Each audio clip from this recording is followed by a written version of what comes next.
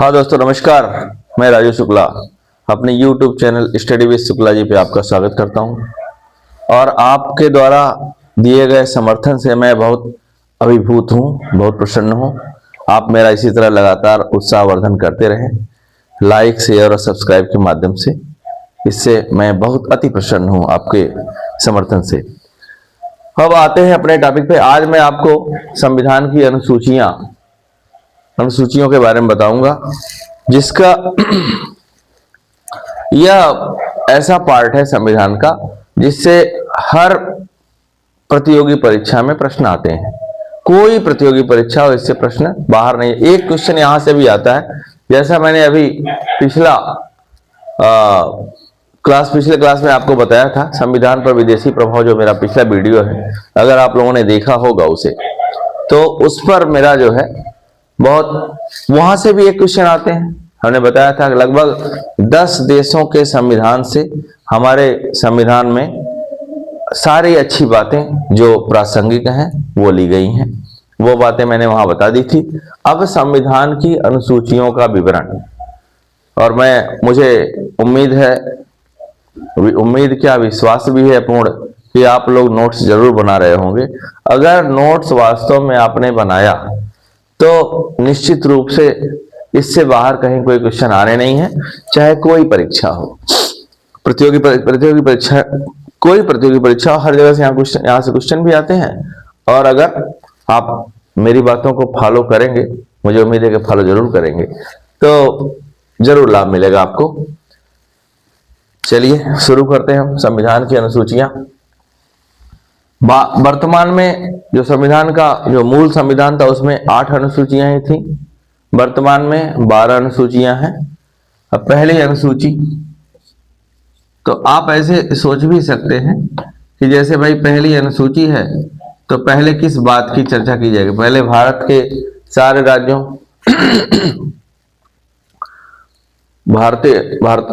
India shall be union of states, हमने कहा था आपको, भारतीय संघ के सभी राज्यों। तो पहली अनुसूची में जो बात लिखी है उससे पर हम आते हैं।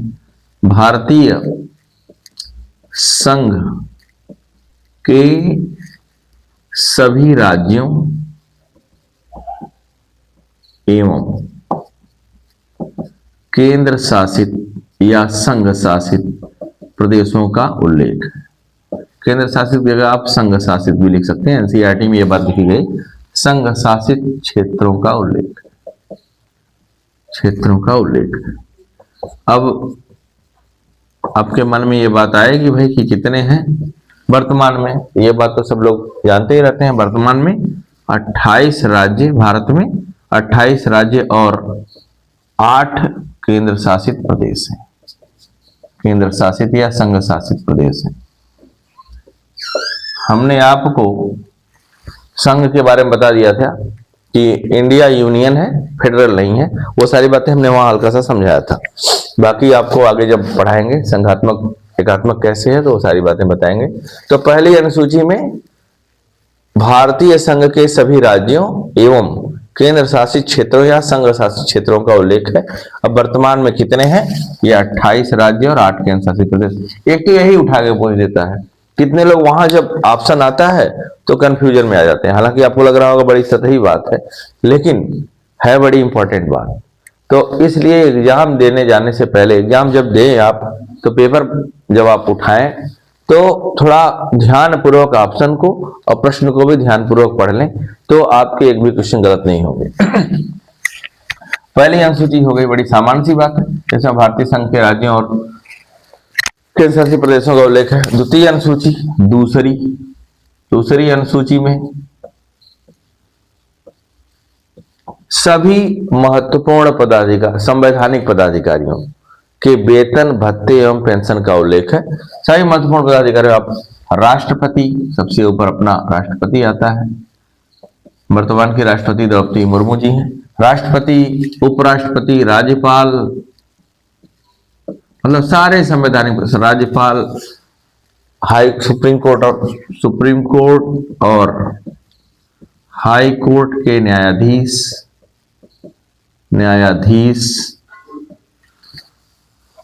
CAG controller and auditor general.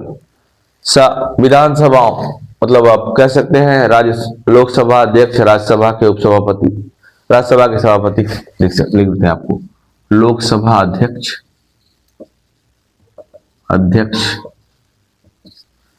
Rajya Sabha के सभापति, राज्यसभा के सभापति या वही सभापति का ही वेतन पाते हैं उपराष्ट्रपति, सभापति, उपसभापति, विधानसभा के अध्यक्ष, विधानसभा अगर कहें आप, विधानसभा के अध्यक्ष, उपाध्यक्ष, विधान परिषद के सभापति, उपसभापति, इन सभी लोगों का मेन बात आपको क्या, वेतन, भत्ता, पेंशन, इसका उल्लेख है। तो ये बात याद रखेंगे, महत्वपूर्ण संवैधानिक पदाधिकारियों के वेतन, भत्ते और पेंशन का उल्लेख है। द्वितीय अनुसूची हो गई, बहुत सामान्य सा चैप्टर है, छोटा सा है, लेकिन यहां से बड़ा इंपॉर्टेंट भी है, यहां से क्वेश्चन से और आते हैं।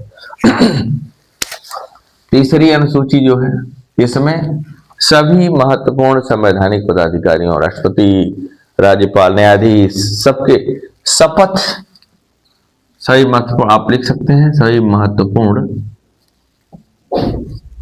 संवैधानिक पदाधिकारियों का पद ग्रहण करते समय, जब ये पद ग्रहण करते, सभी महत्वपूर्ण संवैधानिक पदाधिकारी जब पद ग्रहण करते हैं, पद ग्रहण करते समय ली गई शपथ का उल्लेख है। शपथ और प्रतिज्ञान कहते हैं। शपथ आप लोग अगर देखा होगा आप लोगों ने, तो प्रधानमंत्री या मुख्यमंत्री को जब इलेक्शन होने के बाद जब इन लोगों के लोग शपथ लेते हैं, तो शपथ लेते समय एक पहले पढ़ते हैं वो शपथ, उसके बाद इसके बाद अफर्मेशन, प्रतिज्ञान होता है। शपथ का उल्लेख है, शपथ ही आप कहीं कहीं पे आपको प्रतिज्ञान भी लिखा हुआ मिलेगा, उल्लेख है। तो तीसरे में शपथ हो गई, नॉर्मल हम अभी हम आपको बताएंगे, बहुत आसानी से इसे याद कर ले। पहले में सारे राज्य के सभी राज्यों एवं केंद्रशासित प्रदेशों का उल्लेख है, दूसरी में वेतन भत्ता पेंशन का उल्लेख है, सारे संवैधानिक पदाधिकारियों की बातें हैं। संविधान है तो संवैधानिक पदाधिकारियों की ही बातें होंगी। तीसरे में शपथ का उल्लेख है, सारे संवैधानिक पदाधिकारियों का शपथ का उल्लेख है। चौथा है, अब यहाँ क्या है कि देश के विभिन्न राज्यों एवं संघ शासित प्रदेशों से राज्यसभा में सीटों का आवंटन, मतलब चौथी अनुसूची में आप कह सकते हैं कि राज्यसभा, जो भारत की राज्यसभा है, राज्यसभा में सीटों का आवंटन या प्रतिनिधित्व कह सकते हैं, सारे राज्यों का प्रतिनिधित्व जो होता है, सभी राज्यों एवं संघ शासित क्षेत्रों से, आप इसको अपने नोट्स में ठीक से बना लीजिएगा, सभी राज्यों एवं संघ शासित क्षेत्रों का राज्यसभा में प्रतिनिधित्व कह सकते हैं, या सभी राज्यों एवं संघ शासित क्षेत्रों से राज्यसभा में सीटों का आवंटन, मतलब सभी विभिन्न राज्यों और संघीय क्षेत्रों के राज्यसभा में प्रतिनिधित्व का आवंटन, मतलब सभी राज्य जो 28 राज्य हैं, 8 केंद्र शासित प्रदेश हैं, यहाँ पे कहीं कहीं पर नहीं, कुछ जगह पे सीटें हैं, इनका क्या प्रतिनिधित्व है राज्यसभा में, इसका विवरण चौथी अनुसूची में किया गया है। तो पहला हो गया सभी राज्यों का और संघ शासित प्रदेशों का वर्णन हो गया, दूसरा हो गया वेतन भत्ता पेंशन हो गया, तीसरे में शपथ हो गई, चौथे में राज्यसभा में सीटों का आवंटन हो गया विभिन्न राज्यों, पूरे भारत के सारे राज्यों एवं संघ शासित प्रदेशों से। पांचवी अनुसूची है विभिन्न अनुसूचित क्षेत्रों एवं अनुसूचित जनजाति क्षेत्रों के बारे में उपबंध है। इसमें विभिन्न अनुसूचित क्षेत्रों, विभिन्न अनुसूचित क्षेत्रों एवं अनुसूचित जनजाति क्षेत्रों के प्रशासन के बारे में उपबंध है। विभिन्न अनुसूचित क्षेत्रों और अनुसूचित जनजाति के प्रशासन और नियंत्रण के बारे में अनुसूचित क्षेत्रों एवं अनुसूचित जनजाति क्षेत्रों के प्रशासन एवं नियंत्रण का उल्लेख है। नियंत्रण का उल्लेख है, मतलब यहां से ही ये सारी बातें कि भाई अनुसूचित क्षेत्र या अनुसूचित जनजातियों के बारे में, इनके कल्याण के लिए क्या काम किया जाएगा, तो वहां का प्रशासन कैसे होगा, वहां का नियंत्रण कैसे किया जाएगा, इसके बारे में यहाँ पे सारी बातें लिखी गई हैं 5वीं अनुसूची में। क्योंकि हम यहाँ बहुत इसको डिटेल नहीं खींच रहे इस नाते कि ये सारी बातें अलग से पढ़ाई जाएंगी, लेकिन यहाँ से एक क्वेश्चन आता है, एक भाग वाला ये पोर्शन है, उसको भी बाद में बताएंगे।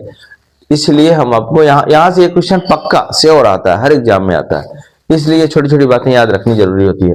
नोट्स बना लीजिएगा, नोट्स में लिख लीजिएगा। 5वीं अनुसूची हो गई। 6ठी अनुसूची, 6ठी अनुसूची बहुत पूछी जाती है, याद करने का लोगों का अलग अलग अपना तरीका है। यहाँ पे असम, मेघालय, असम, त्रिपुरा, मेघालय एवं मिजोरम, असम, त्रिपुरा, मेघालय एवं मिजोरम के जनजातीय क्षेत्रों के बारे में, क्षेत्र के इन सारी प्रदेश हैं, इन सारे प्रदेशों में जनजातियां बहुत रहती हैं, इनके ऊपर कैसे प्रशासन किया जाए, कैसे इनका नियंत्रण किया जाए, कैसे इनके कल्याण के लिए विभिन्न काम किए जाए, इसके बारे में यहाँ पर उल्लेख है। असम, त्रिपुरा, मेघालय और मिजोरम के जनजातीय क्षेत्रों के प्रशासन के बारे में उपबंध है या नियम है या व्यवस्था की गई। ठीक है, असम, त्रिपुरा, मेघालय, मिजोरम, इतना याद करना थोड़ा, कुछ लोग भाई याद करवाते हैं, आप भी याद कर लीजिए। एटीएम स्क्वायर कह लेते हैं, एटीएम स्क्वायर। ठीक है, असम, त्रिपुरा, मेघालय, ये कोड है, आप चाहे याद करें चाहे ना याद करें। असम, त्रिपुरा, मेघालय एवं मिजोरम।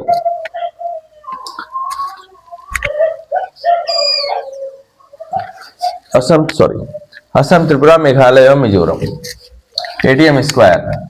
तो 5वीं और 6वीं अनुसूची एक तरह से जनजातीय क्षेत्रों पर, पूरी तरह से जनजातीय क्षेत्रों के बारे में है। कभी कभी यहां से इस तरह के प्रश्न आते हैं कि संविधान में वो कौन सी अनुसूचियां हैं जहां पे जनजातीय क्षेत्रों के बारे में उपबंध है। तो असम, मेघालय, त्रिपुरा, मिजोरम पूछता है, या आप 5वीं और 6वीं अनुसूची में ही इनके जनजातियों के बारे में संसद क्या कानून बनाएगी, देश में इनके लिए कल्याण के लिए क्या क्या किया जाएगा, इन सारी बातों का उल्लेख है।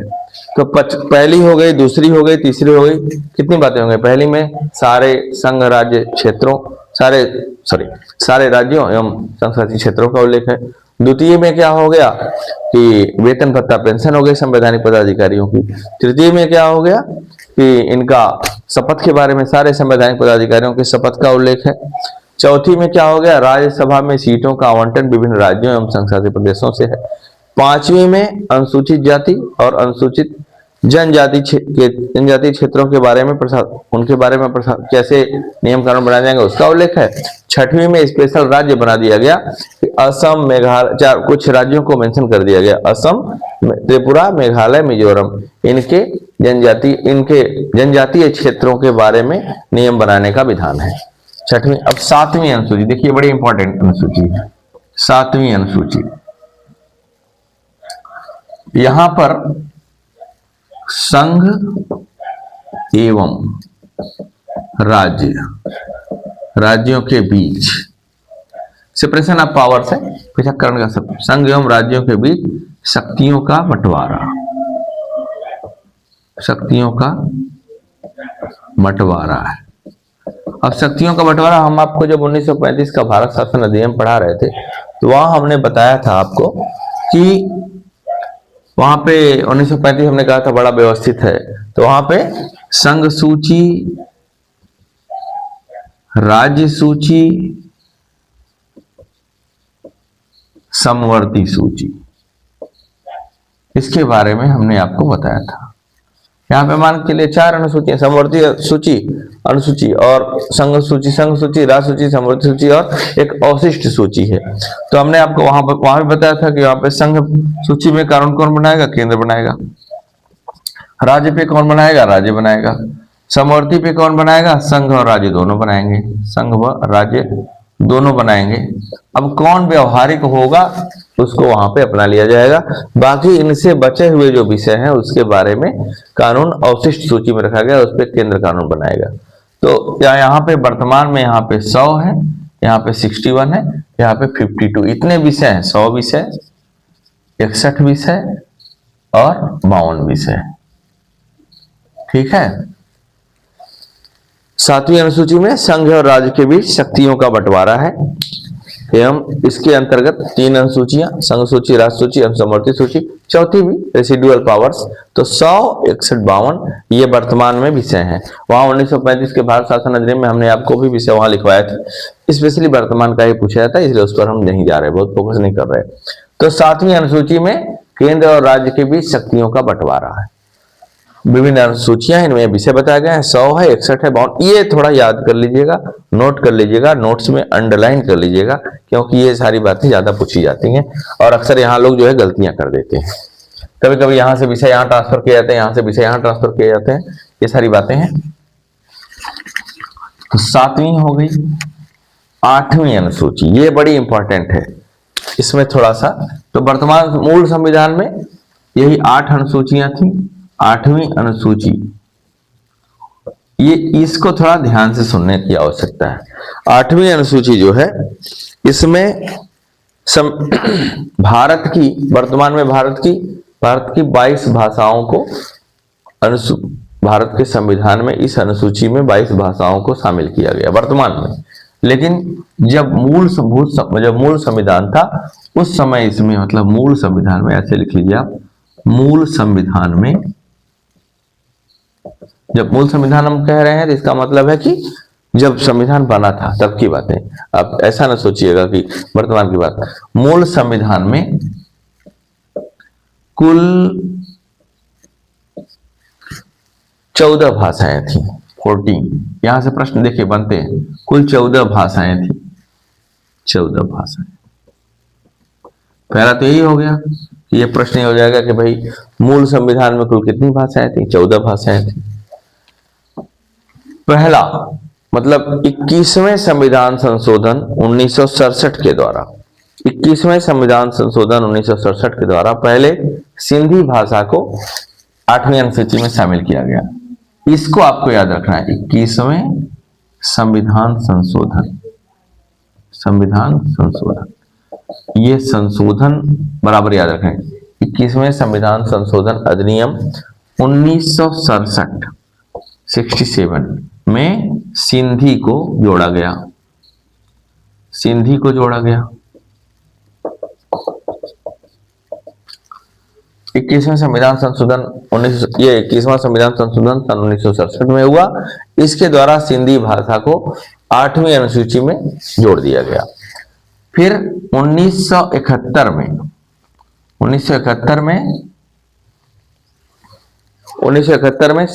71वें संविधान संशोधन द्वारा, 71वें संविधान संशोधन 1971 में, 71वें संविधान संशोधन 1971 में नेपाली और कोंकणी को जोड़ा गया।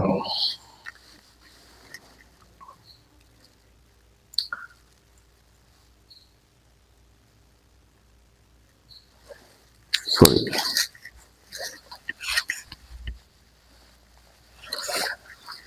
21वें संविधान संशोधन अधिनियम 1967 द्वारा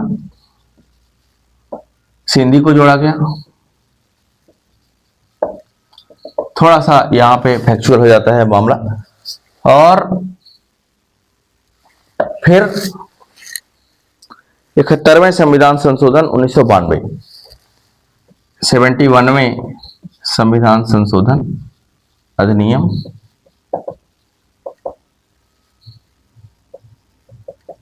संशोधन 1992 द्वारा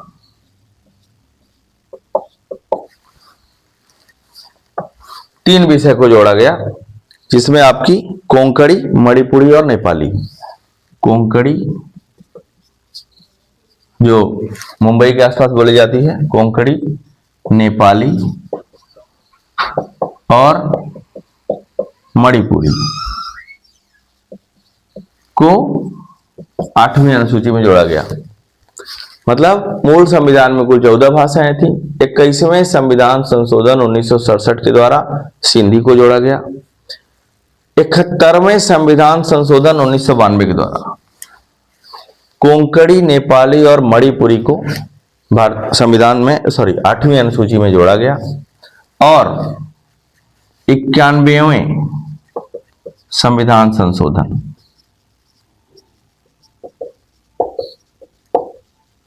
91वां संविधान संशोधन बड़ा इंपॉर्टेंट है। इसके द्वारा दल बदल के बारे में भी अधिनियम बनाए गए। 91वें संविधान संशोधन सॉरी गलती हो जा रही भाई, सॉरी 92वें संविधान संशोधन अधिनियम 2003 द्वारा, हालांकि 91 में 92वें संविधान संशोधन अधिनियम 2003 द्वारा 4 भाषाएं संथाली, बोडो, मैथिली और डोगरी। बोडो, संथाली, मैथिली और डोगरी। बोडो, संथाली, मैथिली और डोगरी, डोगरी है। इन 4 भाषाओं को 92वें संविधान संशोधन 2003 के द्वारा 8वीं अनुसूची में जोड़ा गया। यहाँ थोड़ा सा एक बार हम आपको फिर से रिवाइज करवा दें, क्योंकि चीजें थोड़ी सी भटक रही थी। फिर से एक बार आपको हल्का सा बता देते हैं। मूल संविधान में कुल 14 भाषाएं थी, कुल 14 भाषाएं। एक प्रश्न यही बन जाता है। दूसरा, हमने आपको बताया 21वें संविधान संशोधन 1967 में सिंधी को जोड़ा गया। मतलब पहली भाषा जो मूल संविधान में जोड़ी गई वो सिंधी थी। 21वां संविधान संशोधन किया गया 1967 में। फिर आपको हमने बताया 71वां संविधान संशोधन किया गया 1992 में। 71वां संविधान संशोधन किया गया 1992 में। और तब कौन सी? कोंकणी, नेपाली और मणिपुरी, इनको जोड़ा गया। 21वां 71वां हो गया। फिर आपका 92वां, यहां मैं गलती कर रहा था, सॉरी, 92वां संविधान संशोधन 2003 से किसको? बोडो, संथाली,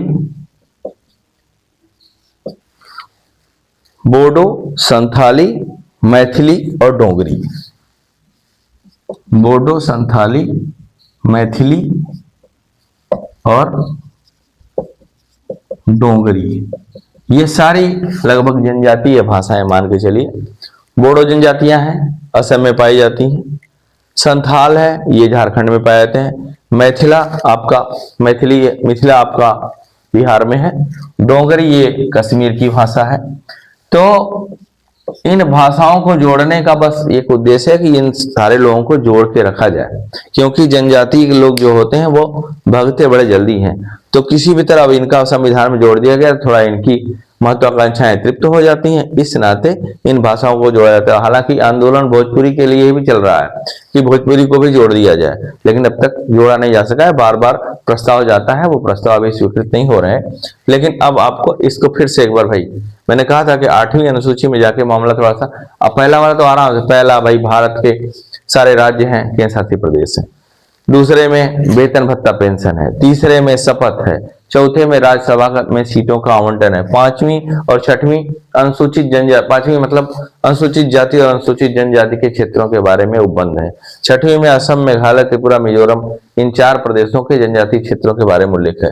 7वीं में शक्तियों का बंटवारा है। संघ सूची, राज्य सूची, समवर्ती सूची, वहां हमने आपको बता दिया 100 सब्जेक्ट, 61 सब्जेक्ट और 52 सब्जेक्ट। 8वीं में आगे मामला थोड़ा सा टिपिकल हो जाता है, क्योंकि ये तथ्यात्मक बातें हैं और तथ्य जल्दी थोड़ा सा, इसको आप लोग श्योर नोट कर लीजिएगा कि मूल संविधान में कुल 14 भाषाएं थी। 21वें संविधान संशोधन 1967 के द्वारा जो पहली भाषा जोड़ी गई उसका नाम सिंधी था।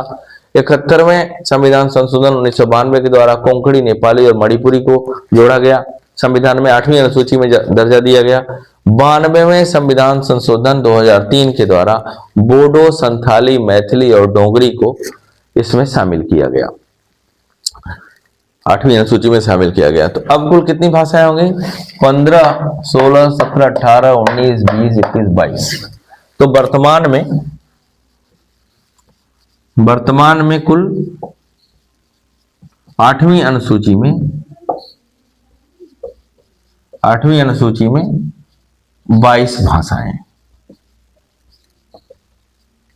तो 14 से शुरू हुआ मामला 22 पे चला गया, अर्थात 8 भाषाएं इसमें जोड़ी गई। ये भी एक प्रश्न बन सकता है। मूल संविधान में 14 थी, पहली कौन सी जोड़ी गई? ये बार बार पूछा जाता है। सिंधी कब जोड़ी गई? 1967 में। किस संविधान संशोधन अधिनियम के द्वारा? 21वें संविधान संशोधन अधिनियम के द्वारा। दूसरी, मतलब ये 3 जो जोड़ी गई, कोंकणी, नेपाली, मणिपुरी, ये 71वें संविधान संशोधन 1992 के द्वारा जोड़ी गई। और बोडो, संथाली, मैथिली और डोगरी को 2003 में जोड़ा गया, जो 92वें संविधान संशोधन अधिनियम के द्वारा। तो इसको याद रखिएगा, 21, 71, 92 होगा क्या? 1, 1, 2, 7, 2, 9। अरे वाह, क्या बात है! 21, 71, 92 ये भी हो जाएगा। और इधर आपका 67, 92, 2003 ये सन है, जिसको याद रखिएगा। और इसमें 3 जोड़ी गई, इसमें 4 जोड़ी गई, इसमें 1, 3, 4, 4, 3, 7, 1, 8, अर्थात 8 जोड़ दी, इसमें 22 हो गई। ठीक है, तो ये 8वीं अनुसूची हो गई। अब ये तो मूल संविधान में इतनी अनुसूचियां थी। 9वीं अनुसूची की बात आती है, ये भी थोड़ी सी टिपिकल है। 9वीं अनुसूची को पहले संविधान संशोधन अधिनियम के द्वारा प्रथम संविधान, और पहला संविधान संशोधन अधिनियम हमने आपको बताया था संविधान सभा का, जब मैं क्लास पढ़ा रहा था वहां मैंने आपको बताया था कि पहला संविधान संशोधन अधिनियम 1951 में जून में हुआ। और जबकि हमारी संसद कब बैठी? 13 मई 1992 को, जो वर्तमान की संसदीय प्रक्रिया है। अर्थात अंतरिम संसद जो थी, जो संविधान सभा बनाती थी तो संविधान सभा का काम करती थी, जब संविधान का निर्माण करती थी तो संविधान सभा के रूप में कार्य करती थी, और जब देश के लिए नियम कानून बनाती थी तो वो संसद के रूप में कार्य करती थी, इसलिए उसको अंतरिम संसद भी कहा जाता है। तो 9वीं अनुसूची जो पहले संविधान संशोधन 1951 के द्वारा जोड़ी गई, प्रथम संविधान आप लिख सकते हैं, प्रथम संविधान संशोधन अधिनियम के द्वारा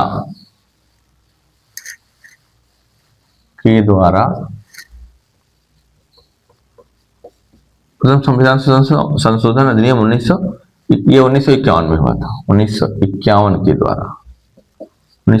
के द्वारा संविधान में जोड़ी गई। अब ये भी एक प्रश्न है भाई, कब जोड़ी गई? किस पहला संविधान संशोधन, पहला परिवर्तन हुआ, इसलिए तो यहां से क्वेश्चन बार बार पूछा जाता है। अच्छा, इसमें रखा क्या गया? राज्य द्वारा संपत्ति के अधिग्रहण की बात यहां पर रखी गई। संपत्ति के अधिग्रहण, भूमि अधिग्रहण की बात की गई, संपत्ति के अधिग्रहण के बारे में उपबंध किया गया। तो हम आपको आगे चल के बताएंगे, मौलिक अधिकार में संपत्ति का अधिकार था। जब संपत्ति का अधिग्रहण होता, लोग जो है कोर्ट चले जाते, उस समय वो मौलिक अधिकार हुआ करता, तो कोर्ट क्या करता? स्टे कर देता। इस नाते 9वीं अनुसूची में जिन विषयों को रखा गया वो सारे विषय वहां पर यह कह दिया गया कि न्यायालय इस पर जो है न्यायालय हस्तक्षेप नहीं कर सकता। आप ऐसे समझ लीजिए, इसका न्यायिक पुनर्विलोकन नहीं किया जा सकता, जुडिशियल रिव्यू नहीं हो सकता। लेकिन 1973 में जब तमाम राज्य में अलग अलग पार्टियों की सरकार बनने लगी, लोग अपने स्वार्थ सिद्धि के लिए इसका जब प्रयोग करने लगे, यहाँ पहले यह बनाया गया था कि जो विषय 9वीं अनुसूची में डाल दिए जाएंगे उसका न्यायिक पुनर्विलोकन, जुडिशियल रिव्यू नहीं हो सकता, अर्थात न्यायालय उसको हस्तक्षेप नहीं करेगा। लेकिन न्यायालय ने जब देखा कि यार जो पार्टियां सरकार बना रही हैं, राज्यों में अलग अलग राज्य सरकारें आ रही हैं, वो क्या कर रही हैं, अपने स्वार्थ सिद्धि में वो कुछ विषयों को उठा के, जैसे तमिलनाडु में और 69% आरक्षण कर दिया गया तमिलनाडु में, तो अब ऐसे ऐसे बनाए गए कि जहां पे 1973 में 1973 में शायद केशवानंद भारती में ही ये 1973 में न्यायालय ने यह कहा कि अब 1973 के पहले तो नहीं, 1973 के बाद जो विषय इस 9वीं अनुसूची में डाले जाएंगे उसका 1973 के बाद के विषय का जुडिशियल रिव्यू हो सकता है।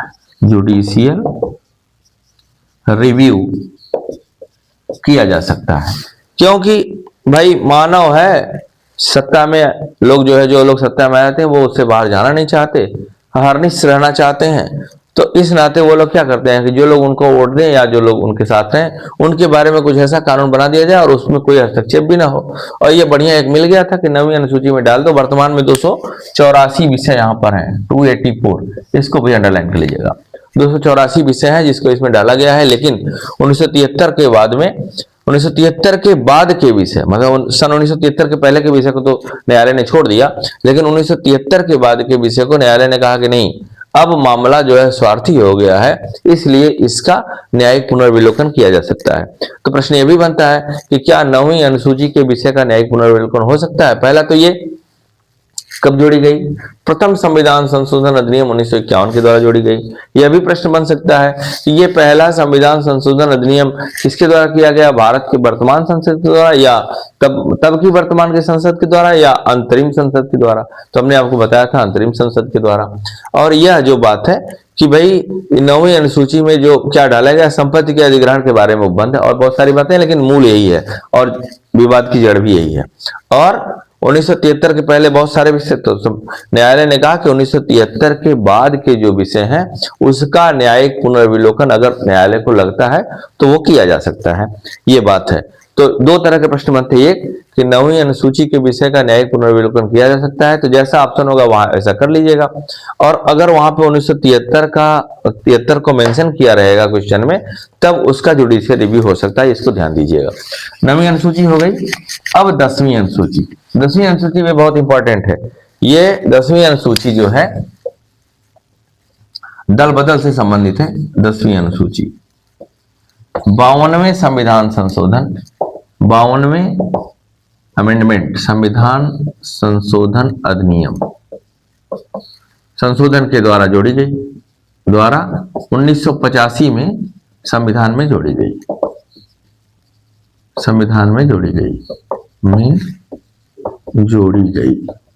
तो ये एक प्रश्न तो यही है कि 52वें किस संविधान संशोधन के द्वारा? 52वें कब? 1985 में। दल बदल से संबंधित इसमें प्रावधान है। पहले क्या किया गया, किसी भी पार्टी के अगर 1/3 सदस्य छोड़ के चले जाते हैं तो नई पार्टी का उनको जो है नई पार्टी का बनाने का अधिकार मिल जाता, नई पार्टी बना लेते थे और वह दल बदल मान्य हो जाता था। लेकिन नेता जो है, जो जितने लोग सत्ता पाने के लिए तमाम लोगों ने क्या किया कि पार्टियों को तोड़ना शुरू किया और 1/3 सदस्य तोड़ना आसान भी हुआ करता था। लेकिन बाद में 91वां संविधान संशोधन 2003 में, मतलब दल बदल को रोकने के लिए व्यवस्था की गई थी कि भाई पार्टी जीत के जाती है किसी अन्य विचारधारा पे, सत्ता पाने के लिए उनको मंत्री बना दिया और उनको जो है वहां पे जोड़ दिया, खट से जो है मंत्री भी बन गए और सत्ता के साथ चले गए। यहाँ जीता किसी और के वोट से, वहां चले गए किसी और के साथ। तो इस नाते ये दल बदल की व्यवस्था की गई, दल बदल की व्यवस्था की गई। लेकिन नेता बड़े चालाक, 1/3 सदस्यों को भी पूरा तोड़ लेते थे, नई पार्टी बना लेते थे और फिर जो है सत्ता की मलाई चखते थे। 91वें संविधान संशोधन अधिनियम के द्वारा बहुत सारे परिवर्तन किया गया, लेकिन आपको हल्का सा हम बता देते हैं। अब ये कह दिया गया कि 2/3 सदस्य यदि किसी पार्टी के टूटेंगे तभी नई पार्टी को नए दल के रूप में मान्यता मिलेगी। तभी 2/3 सदस्य जब टूटेंगे तब नए दल के रूप में मान्यता मिलेगी। अब ये तो बड़ा कठिन कार्य है भाई, रूप में मान्यता मिलेगी।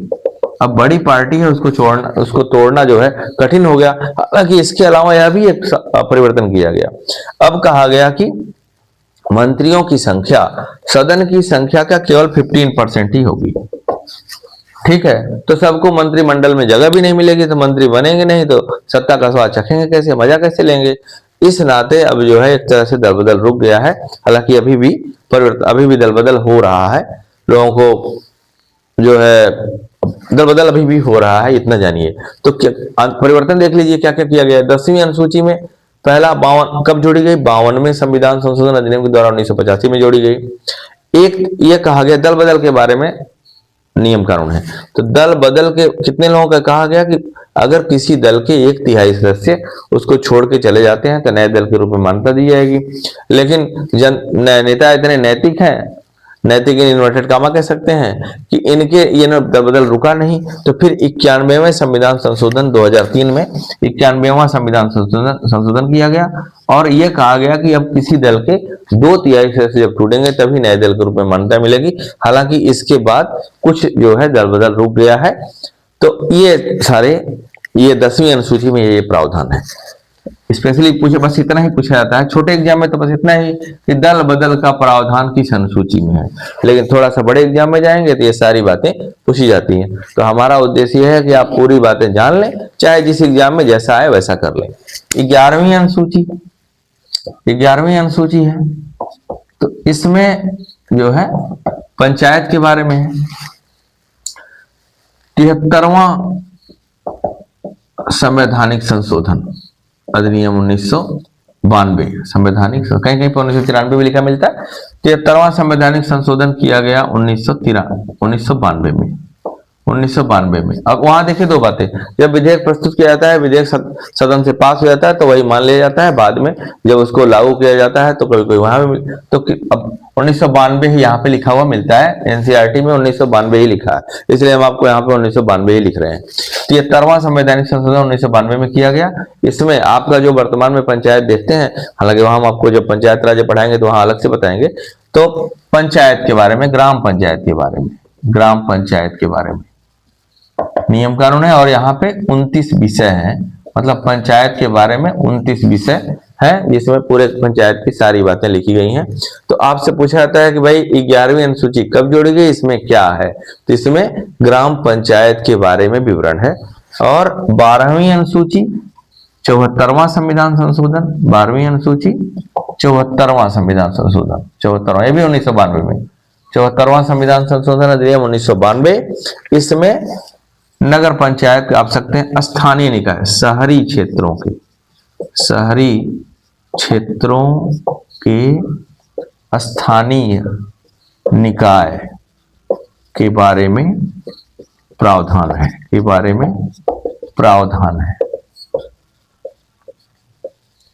ठीक है। यहाँ पे कुल 18 विषय हैं।